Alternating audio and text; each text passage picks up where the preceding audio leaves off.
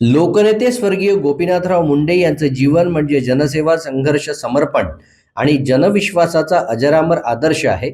त्यांनी सत्तेचं राजकारण केलं नाही, तर जनतेच्या विश्वासावर उभं राहून समाजकारणाचा नवा इतिहास घडवला. त्यांच्या विचारांचं हे भिंतीचित्र म्हणजे केवळ एक महान नेत्याला वाहिलेली श्रद्धांजली नसून जनतेसाठी झटणाऱ्या प्रत्येक कार्यकर्त्याला प्रेरणा देणारा चिरंतन संदेश आहे, असं भावनिक प्रतिपादन आमदार सुधीर मुनगंटीवार यांनी केलं. चंद्रपूर शहरातील लोकनेते स्वर्गीय गोपीनाथराव मुंडे यांच्या चौकात साकारण्यात आलेल्या भित्तिचित्राचं आणि परिसराच्या सुशोभीकरणाच्या कामाचं लोकार्पण त्यांच्या हस्ते उत्साहपूर्ण वातावरणात पार पडलं. कार्यक्रमाला महाराष्ट्राच्या विविध भागातून वंजारी समाजाचे पदाधिकारी, कार्यकर्ते आणि समाज बांधव मोठ्या संख्येने उपस्थित होते.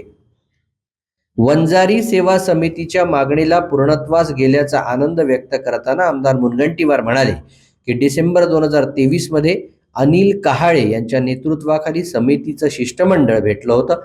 त्यानंतर तात्काळ संबंधित अधिकाऱ्यांची बैठक घेऊन 19 डिसेंबर 2023 रोजी सुमारे 8,43,000 रुपयांच्या अंदाजपत्रकाला मंजुरी देण्यात आली. अवघ्या 3 महिन्यात कार्यारंभ आदेश होऊन आवश्यक निधी वेळोवेळी उपलब्ध करून देण्यात आला आणि आज हे काम पूर्णत्वास आलं.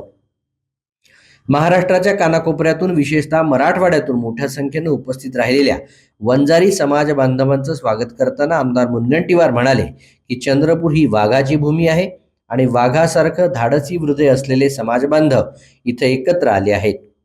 लोकनेते गोपीनाथराव मुंडे यांचा कार्यकर्ता म्हणून या सर्वांचं स्वागत करताना मला विशेष आनंद होत असल्याचं ते म्हणाले. लोकनेते गोपीनाथराव मुंडे यांच्या राजकीय प्रवासाला उजाळा देताना आमदार मुनगंटीवार म्हणाले की 1986 मध्ये अवघ्या 36व्या वर्षी त्यांनी भारतीय जनता पक्षाच्या महाराष्ट्र प्रदेशाध्यक्षपदाची धुरा स्वीकारली.